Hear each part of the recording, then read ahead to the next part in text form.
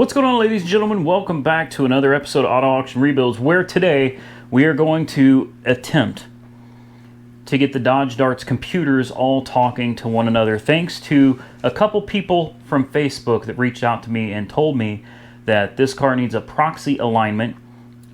We are going to attempt to do this ourselves. But first, before we get started, I have a lot of people ask what audio equipment I use on YouTube, and not sponsored. Please understand, I paid for all of this out of my own pocket. I love Rode microphones. They really work. They last a long time. They're good quality product, and the warranty is unbeatable. This is the Rode VideoMic Pro Plus. I believe that's what it is. $350. We have the Rode Filmmaker kit. This is the Rode Link Filmmaker kit, transmitter and receiver. These will run you with the microphones and everything around $400. Now, recently, when we did the powertrain swap on the Dart, this piece right here got destroyed. The mic was screwed into it, and the mic was left hanging out of the door. And when I drove home, it ripped the mic, and every piece of the inside here ripped right out of it. We got in touch with Rode. Actually, Nick from AutoAuctions.io got in touch with Rode and told them about my unfortunate event, and they got a hold of me and said, "Send it back. We'll replace it. We'll fix it or replace it free of charge." And they did. They fixed it. Now, I had already purchased another set of these from Rode because it wasn't Rode's fault that I left the mic hanging out of the door and destroyed it. So I spent another $400 on this kit. But this just goes to show how great of a company Rode is. So I really believe in their products, especially now. I've never had to use their warranty department before, and there was no reason for them to fix this for me. It was really cool that they did that. So I can't recommend Rode products enough. Now, to get started on what we're dealing with today, I have never used this professional equipment before. Honestly, looking at it is overwhelming. This is my new Autel MaxiSys Elite. This was a very expensive scanner. Truthfully, maybe not when compared to Snap-on. I did a lot of research before I decided to go with Autel. Things like, this is a big one for me. If you don't update your software, number one, this device comes with 2 years of free upgrades. Okay, 2 years. It comes with the big dock. This thing is phenomenal. I already love it. But if you don't update your software, you can still use your device. There are some devices out there that if you don't keep your subscription up, they lock up your machine. You can't even use it. So with this, yes, it's expensive. I think it's like $1,200 to update yearly, but the first 2 years are free. And while it may be expensive, it's a tool. That's the name of the game. I brought out the user's manual. I looked through it quickly. Yeah, I don't know. We've got the J25340C programming device. This is going to be the device you use to connect to your OBD2 port, or you're going to use for your Mercedes-Benz 38-pin connector, your Volkswagen and Audi connector, Mitsubishi and Hyundai, Chrysler, BMW, GM, Daewoo, Nissan, Kia, Honda. Like, we've got so many connectors in here. It's insane. Ethernet cables. This kit also came with a TPMS diagnostic and service tool. It's a Maxi TPMS TS401. So yes, we can actually program and do our own TPMS work. It also came with the Autel MV105. It's a 5.5 millimeter image head. It's flexible image head and cable. Optimal viewing distance is 3/8 of an inch to 12 inches.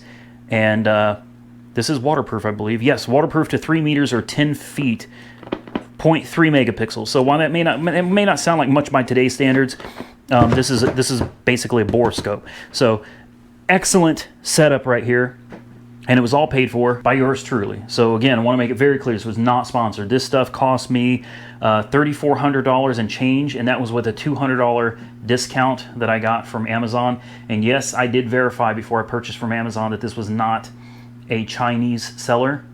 You got to be real careful with that, or you can run into some serious problems. So we call it $3,500 with discount, with taxes and everything. And we're about to find out how user-friendly this device is. Over here I've got my Launch X431 Pro Mini that I've used to do many things.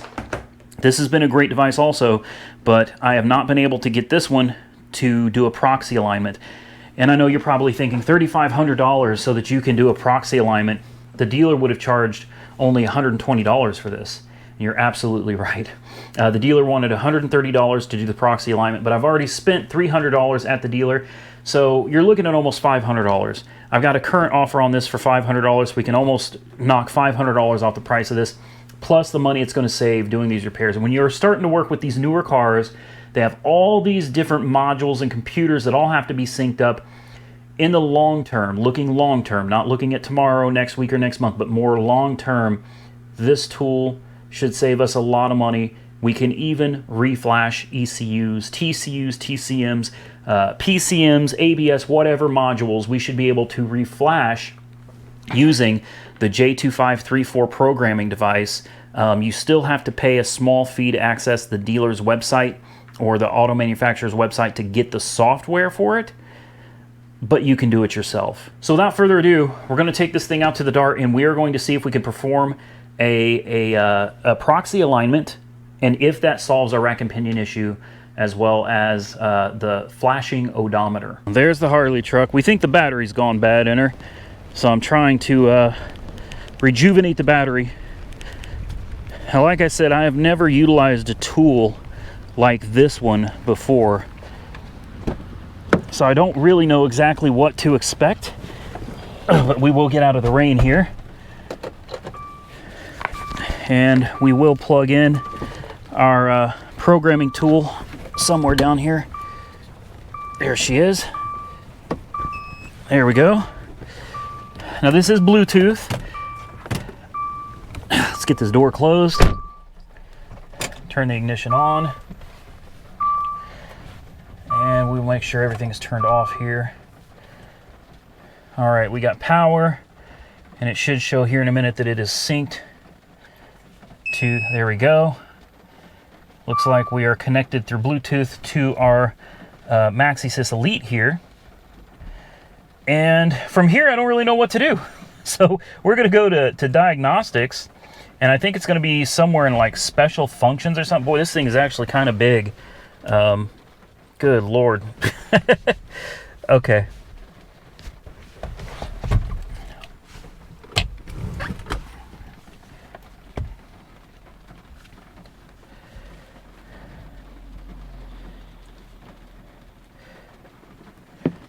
All right, so I'm going to see if we can auto detect the VIN. We got a flashing light right here, so it looks like she's working. Yeah, there we go. We got the VIN. 2013 Dodge Dart. That is correct. It was able to identify it correctly. So we're off to a good start here. Sorry for the light here.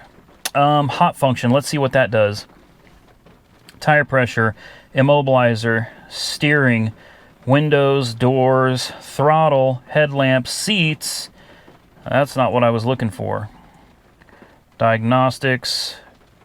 Let's click on control unit.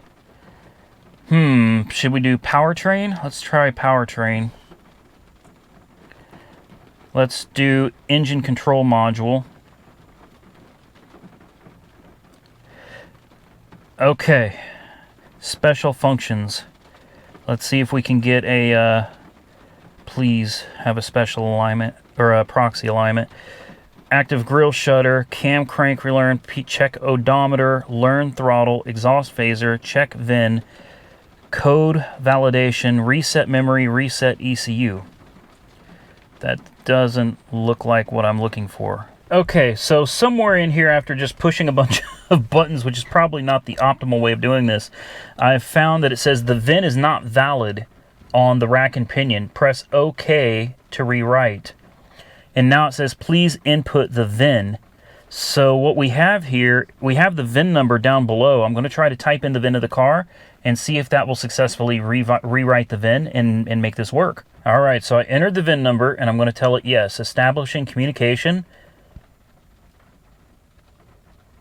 VIN write failed. All right, I finally found it. It's under body, and then body controller, and then I believe it's special functions, proxy configuration alignment. Then continues. This procedure is used to display the proxy configuration status of the entire vehicle and copy the proxy configuration into any required ECUs. Continue to display the current status. Ignition must be in run position, which it is.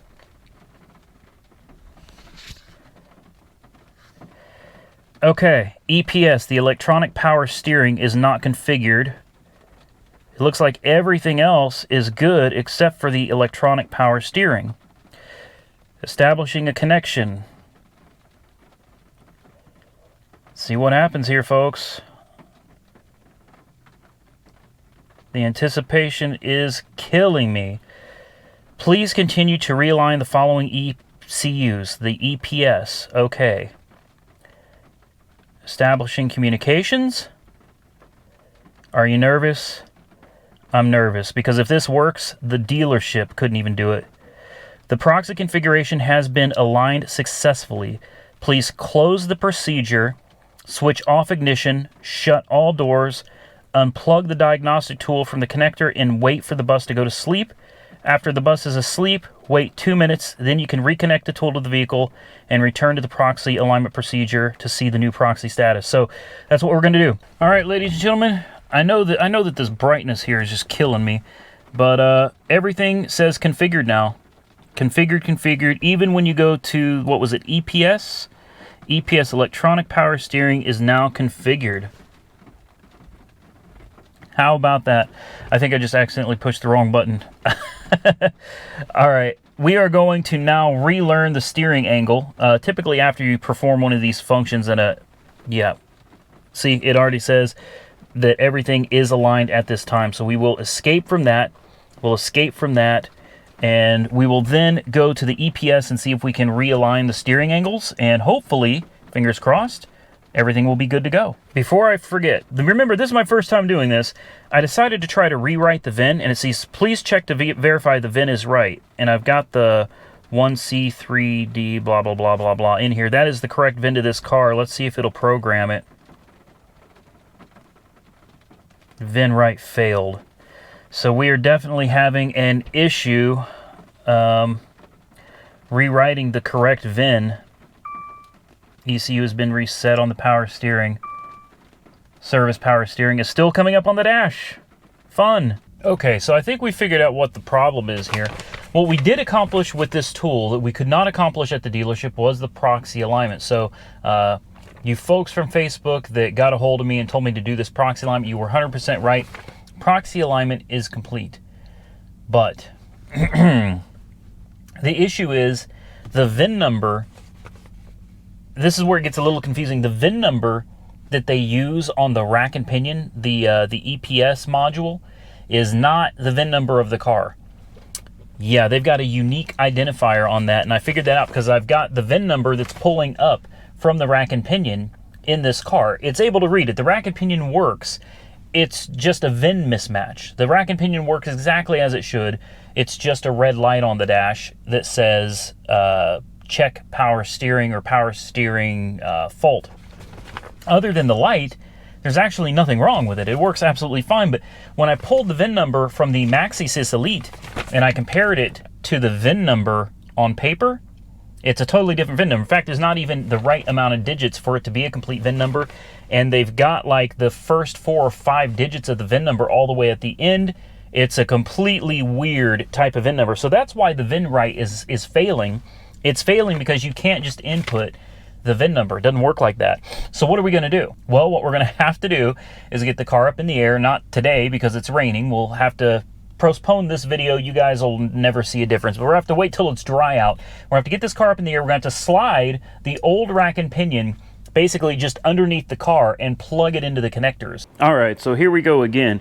We did a few things without you because I didn't want to bore you. We've done another proxy alignment because we put the old rack and pinion back in it, which of course didn't match up anymore. So now we've got the old rack in it. We pulled out the active grille shutter, whatever you want to call it. There's nothing left on this thing but the actuator itself right here. Here's the new one. And this thing really, it mostly just snaps in, and then there's a few, I think 4. There's like 4 bolts, one on each side over here, and then these 2 on the bottom. that hold it to the bumper. And you see all these little holes in here. It literally just snaps in. Let me show you what we got going on under here. This was my idea, and I don't know if it's going to work or not, but right there is the old rack and pinion system. And let's see, what I did is I pulled the plugs to the rack and pinion that are up under this cradle here, and I've got them now plugged in to the original rack and pinion that came out of this car. So I'm going to attempt, because the VIN numbers on these are really weird, it's not like the VIN number of the car, it's a very strange sequence with a partial VIN. I'm going to try to read the VIN number off of this one, and then once I have that VIN number read, I will plug it back into the rack and pinion that's up here, and then I'll try to program the VIN number that came out of this one to the rack and pinion that's already in it. Now, I don't know for sure if this is going to work or not, but we will find out. And this little shutter thing here, they got a nice little access panel right here. You just fold it down, and once you get the wires out of the way, it literally just bolts up right here. Looks like we've got to straighten some of this out. There's a couple tabs that are out of alignment, so let's get that straightened out, get that shutter in there while the CAN bus is sleeping, and we'll come back. All right, so while we were waiting for the CAN bus to go to sleep so that we can check everything out, try to read that VIN number, which may or may not happen, went ahead and got this in. I don't know how well you can see it, but there she is. There are the new butterflies, there's the new actuator, and now it's just a matter of closing up this little panel here, getting the wires back underneath it, clipping them in, and of course, plugging them in. Bingo. Then we need to reprogram the computer. Yeah, I know, you got to reprogram the computer for everything. The computer has to understand that there is a new grille shutter in here, and there's even a relearn procedure for the grille shutter. How about that? Well, these new cars, right?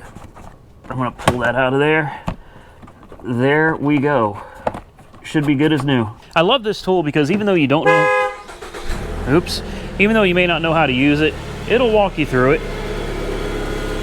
Please select the desired position from the options below. Let's go back. Let's do active grille shutter test. Okay. And right now we're going to tell it to be in the open position, which it should already be in the open position to begin with. Countdown timer, 10 seconds.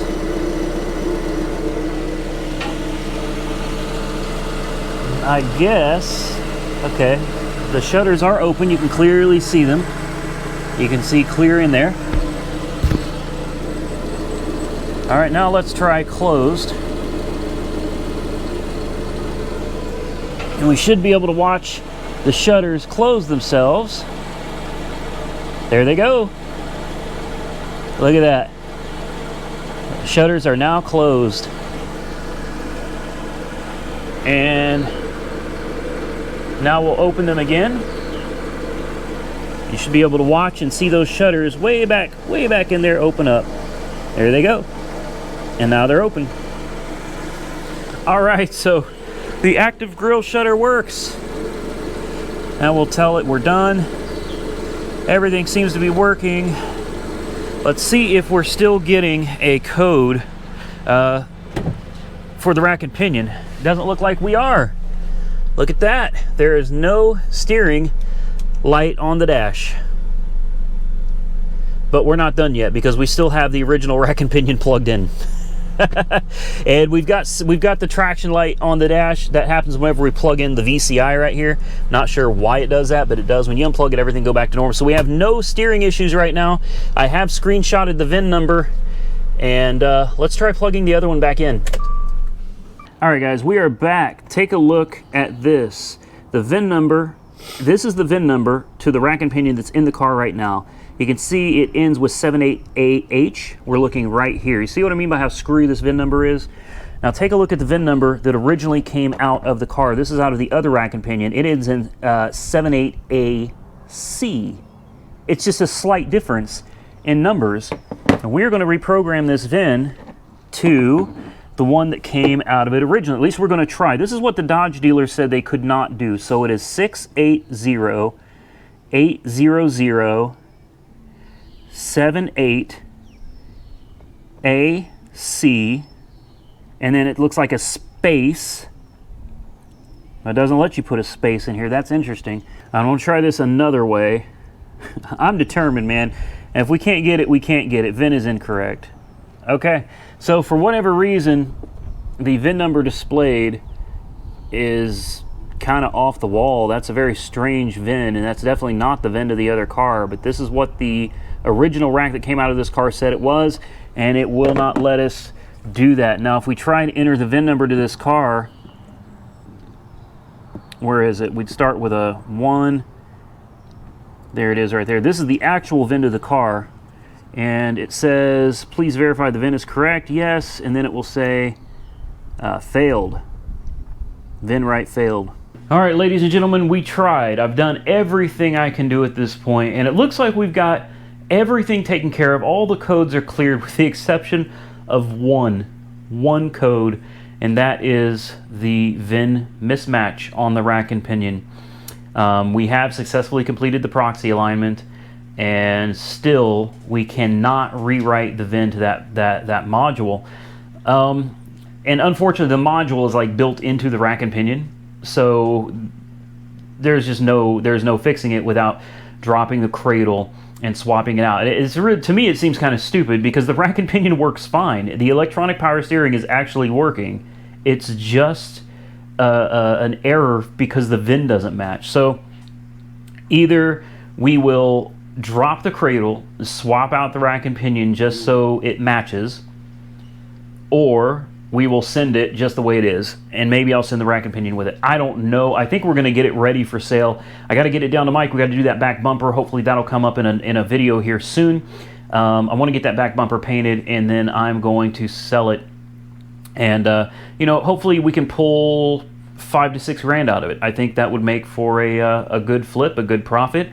I really didn't want to get rid of it this soon, but I got too many cars sitting here, so I got to start letting some things go. And as you can see, we're back to working on our backs in the driveway again. Hey man, it is what it is. We will keep pushing through because that's what I do. Hope you enjoyed the content today. If you did, give the video a big thumbs up. If you're not subscribed, please consider subscribing to the channel. That MaxiSys Elite is an amazing tool, but it can't do everything. Even the dealer said that rack and pinion's VIN cannot be programmed, that it's like married and it can't be undone. So looks like that may have been the one thing they were right about. Too bad they didn't try performing that proxy alignment first. That would have been nice, but we got it done now, and I think the car's about ready to send. So stay safe out there, everybody. We will catch you all very soon in the next one.